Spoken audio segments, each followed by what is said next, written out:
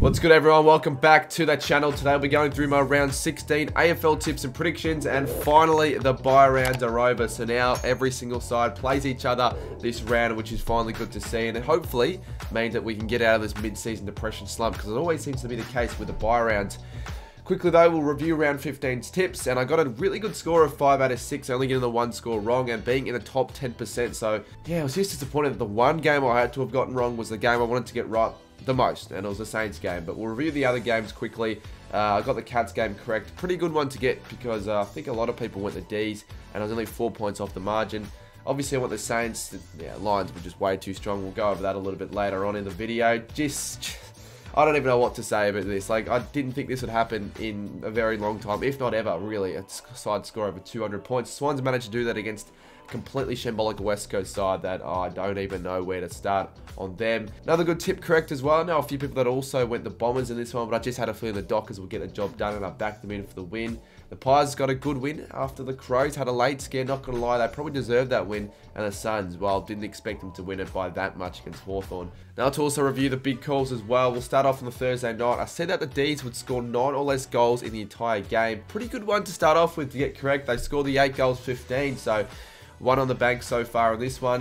The next one wasn't as good though. I said the Saints would score over 100 points, and we just couldn't score at all. We only scored the 56. So a terrible second one to get incorrect there. The third game, I said Joel Marty would score 5 or more goals, and he was very close. I think he had his most that he's ever scored, or like an equal career high with the 4. Fremantle vs, and another one that I was fairly close with. I said Free would come back from behind and win by 20 or more points, but I think the Bombers' biggest lead was early in that game by around 12 or 13. Didn't get that one correct either. And Collingwood Adelaide, I said that the Pies would win in every quarter, and if you take away this third quarter, which is the most significant quarter of the game to be fair, I would have got that one correct. But of course in that third, the Crows outscored the Pies 7 goals to nothing. And the last game of the round, I said that the Suns would score 5 more consecutive goals against the Hawks, and that did happen. Although, whilst out of Collingwood v Adelaide, I just expected to get that one wrong. So I figured I'd just film the most like punishment for this week anyways, which was to cheer really loudly for a behind when that happened. And that was when I really wanted Collingwood to lose. So I did cheer for a Collingwood behind. And for those wondering where the hell that Renegades punishment was, it was obviously supposed to be during that Collingwood v Adelaide game, but Jakey Rippon, you can blame him, backed out last minute. He was the one supplying all the gear, so we're just going to have to find another time to do it, I guess, which is a little bit unfortunate, but, you know, shit happens, so at least I've got something to show you for the punishment.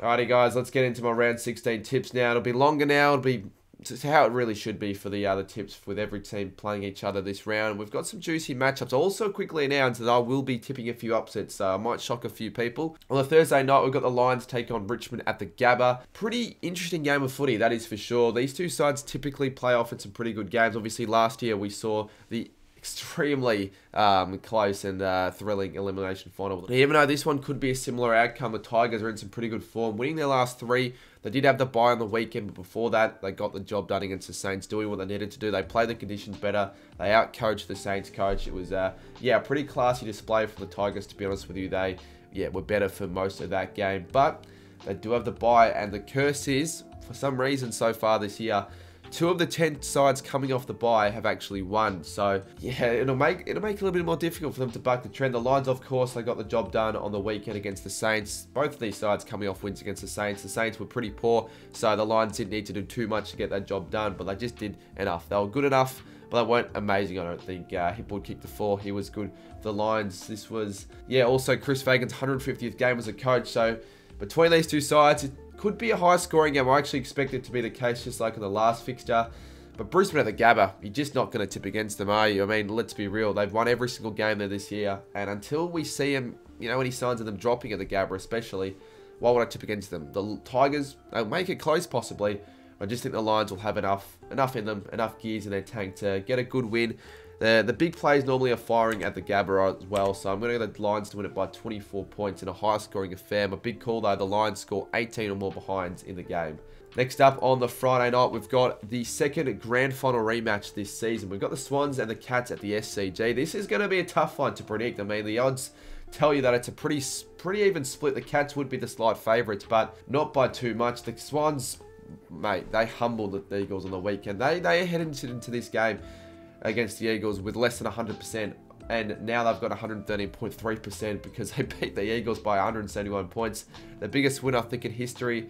The 4th biggest winning margin in history. Just so many records were broken that day. Every single Swans player had a field day. Yeah, there was just no defensive pressure that the Eagles applied. They just let the Swans do what they pleased. They kicked 9 in the first, 11 in the third to 0. It was just incredible. Like a Swans side that were 15th to begin the round, to be able to do that against, you know, the Eagles is just incredible, to be honest with you. I'm not too sure if they can take too much out of that game because it was against Witches hats, and, you know, the quality opposition for this game is going to be a lot tougher. The Cats got a really good win against the D's in a pretty crucial game, a pretty big one as well for them, considering that their fixture is amongst one of the toughest in the competitions to finish off the season. So banking wins against the top sides is very important for the Cats.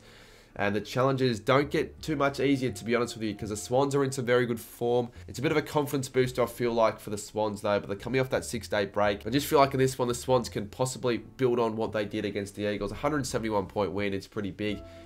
It'll be a close one, but just edging in the Swans, I just feel like that they can get the win at home.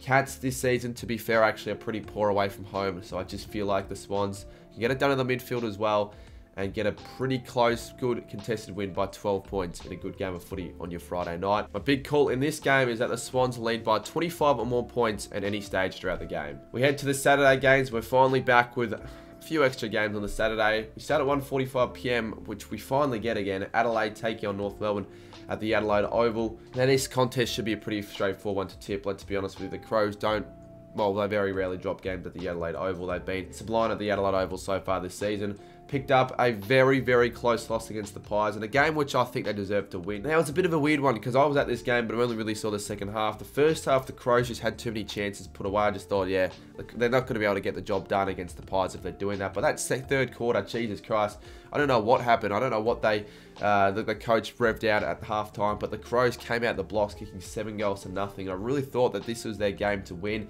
but then the Pies do what they did best. They got the comeback victory again over the Crows. But there was that high decision not paid to Dawson in that last quarter with 7 seconds to go that the umpires said that they got wrong. So they're going to hopefully bounce back with a strong win against the North Melbourne side, who are still desperately seeking their 3rd win this season. Although I've said it a few times so far in the last few weeks, they have been building on what I think should be a win soon. They're not playing nowhere near as bad as the Eagles. You can tell that they're getting a little bit better, more competitive. They're trying harder. The young, players are playing better footy. But this is a game against Adelaide at the Adelaide Oval, one of the toughest asks in footy to get the job done. I think it's a pretty straightforward one here. The Crows, they won't drop this game, and they'll take control of North Melbourne in this one from the start. I think this will be a pretty easy win for Adelaide. North Melbourne might be competitive for a quarter a bit, but Adelaide will get the job done, I think, by 58 points. My big call, Adelaide kicks 7 or more goals in any quarter to pick up a pretty good win. We also have another game on the 1:45 PM time slot at Marvel. We've got the Dogs taking on the Dockers. The Dockers have the $3 odds to win this game, but I feel like this could be a closer game than what the odds are suggesting. The Dogs haven't been in their best form as of late, only picking up the 1 win from their last 4, and they're another side who are coming off a bye here. So could that bye curse come into effect? Possibly. We don't know. But yeah, the Dogs certainly need to find a bit of form back because their last month of footy has been poor. They did beat the North before the bye, but, it was only a 20-point win. Nothing too convincing out of that. I think this game they really need to get back to their best if they want to, maintain that spot in the top 8. That is for sure. Whilst the Dockers, after a terrible display against the Giants, finally bounced back onto the winners list against the Bombers, who I thought were just as bad as the Saints were on the Friday night. They started the game fairly decently, and then they just dropped off, and they let the Dockers run over the top with their pressure and their run and spread. And I thought the Dockers were really good. A couple standout plays. Luke Jackson, even Liam Henry, who normally is a bit of a whipping boy for the Dockers. I do give the Dockers a chance here. They typically play decent at Marvel. Maybe not this season, but just in general, they play, I feel, okay. And they could possibly catch the Dogs off guard with another poor performance. It could happen, but it's a home game for the Dogs, which I just don't expect them to drop. The Dockers, they're just too inconsistent for mine. They have one good week, usually at home, then they have the next, few games where they're just terrible. The Dogs are a better side this season than they have been.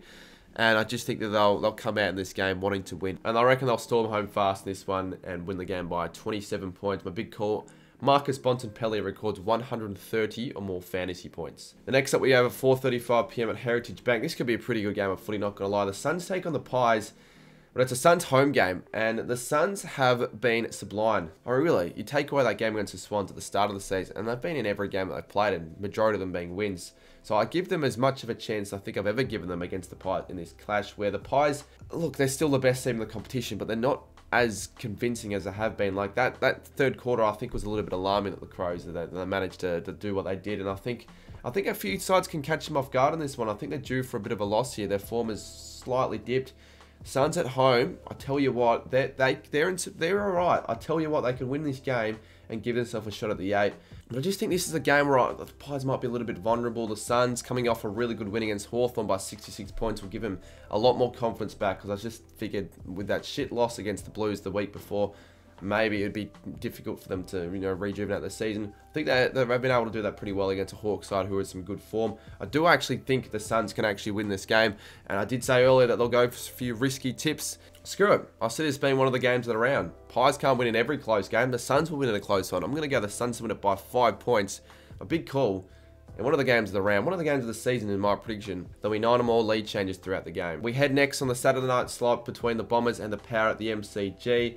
And this could also be a fairly good game of footy, not going to lie. The Bombers were pretty disappointing against the Dockers. They had a chance to possibly, still be a contender for that top 4 spot. But so many sides are, in that mix are just slipping. They just don't seem to want it. They're just not taking their chances, which is disappointing, because I just don't think any of those sides now can really climb back into that top 4 spot. Unless the Bombers can possibly up to the Power here, which for some reason I give them a fair chance to. Obviously, Port coming off the bye, and remember that bye curse could play into my tip here. You never know. The Power, obviously on 11 wins in a row. What more can I really say about the Power? Too many wins to keep track of, honestly, for the Power. They got the job done against the Cats by 38. That was super convincing after quarter time. The Power, they're very good at Marvel. At the MCG, this season they've been pretty good, but they're not the best in general. And, I mean, obviously they've got smashed against the Pies earlier this season. I just feel like the Power might have an off day here. I think there's certainly a side that can take it up to the best here.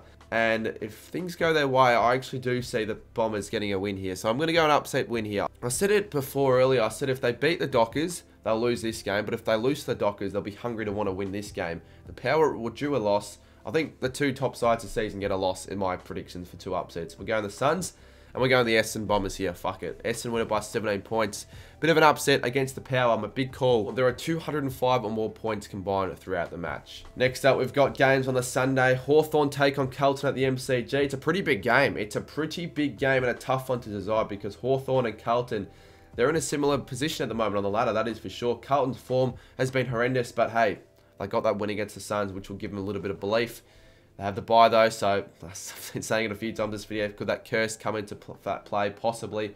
Hawthorn were pretty disappointing against Gold Coast. I didn't catch too much of the game, but after quarter time, it was 11 goals to 2. So the Suns completely dominated, and it's just, or it might have been more than 11 goals, so I'm not too sure exactly what the stat was, but it's just something with Hawthorn that they don't match up well against Gold Coast, and I definitely thought that they would play a little bit better than what they dished up on against the Suns. But this is a chance to make amends. They're back at home at the MCG, where they've been playing some pretty good footy as of late.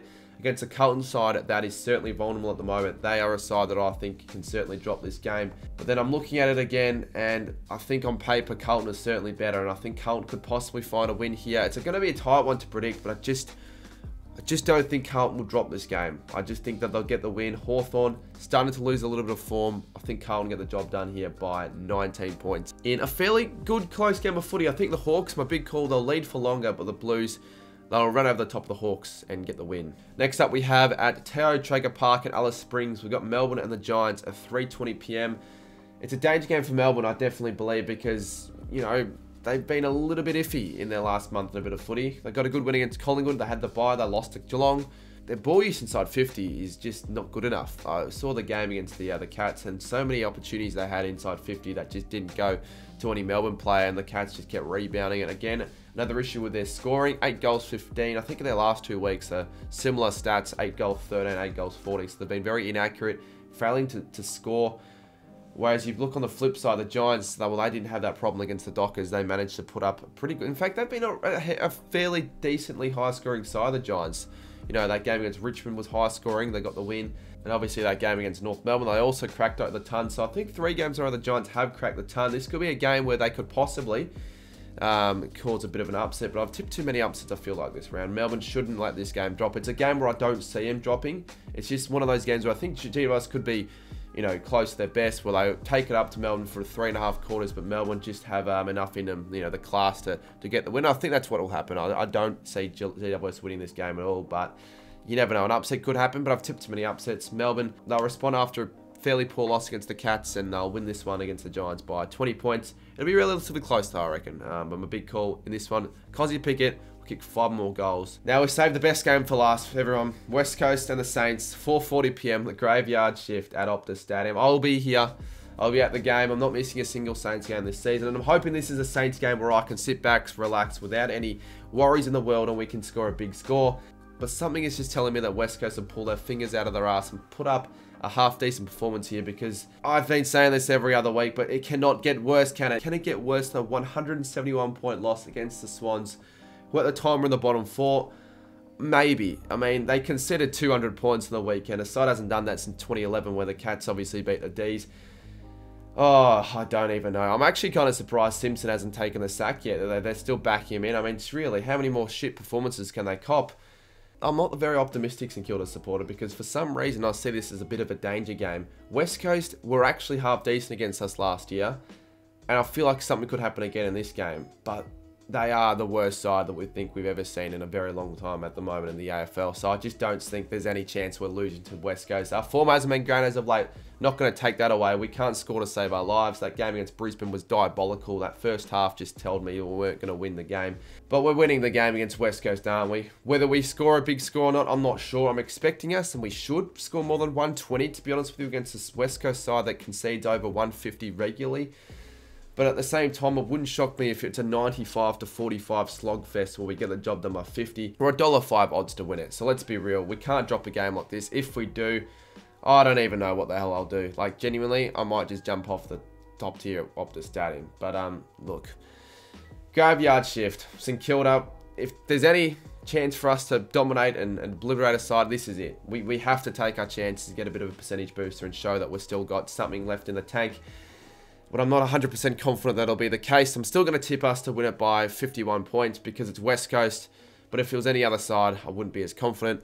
And my big call, Max King, surely he has a big day at the office. He'll kick 6 or more goals as my big call. Righty, well, those were my round 16 tips for round 9. I tell you what, if the Saints can't get the win, or if we lose, or if we win by like less than 5 goals, I'll be very pissed off. My tips were on the weekend for Brisbane, Sydney, Adelaide, the Dogs, the Suns, the Bombers, the Blues, the D's, and the Saints. So definitely a few upsets. Hopefully, I can get a few of them right. Now let's have a look at the tipping competition as well. For round 15, I expect quite a few people to get a perfect score, and we got, yeah, 100, probably over 100 people, honestly. Let's have a look at how many. 82, so not quite 100, but yeah, still quite a few amount of people that all got a perfect score, which wasn't the hardest round to tip, that is for sure. The best performer, though, with a margin of 0, we had a few. Azerlad, Hazard 3107, and Big Boy Jive. So yeah, congrats to those people as well. Let's have a look at the total score to see who's on top after the round of round 15. And it's Christian 215642 with 93, Zacko Footy and Pasindu with 92, Azalan and Jazzy Boy with 91, and Kev's Magpies, he got a 3, so he's dropped down to 90. He's had his worst round in quite a while. Him, Jack Biddle, Sento, Toads, Tex Mets all on 90. So a couple of the people that were up in contention for quite a long time have dropped in that round. It's a bit of an interesting one for sure. Remember though, if you want to join the tipping competition, the link is down below in the description. I'm hoping I can get a couple of punishments done on the weekend, especially given I'm going to be in Perth and quite a few games on the weekend as well. So drop them down below for the ones you want to see for this week. Also, in 2 hours from when this video is published, I'm going to be breaking open 5 boxes of Team Coach with Roaming Has. At the moment, West Coast hasn't been taken yet. No surprises. So if you're interested in purchasing the West Coast slot for 40 bucks and no one's taken it yet, hit me up on my DMs on Instagram and we can have a chat from there. But anyways, thank you all for watching my tips for round 16, sorry. Leave a like, subscribe for more content. There'll be more content coming out this week, more exciting videos. So stay tuned, hit the subscribe button, and we'll see you soon in my next one.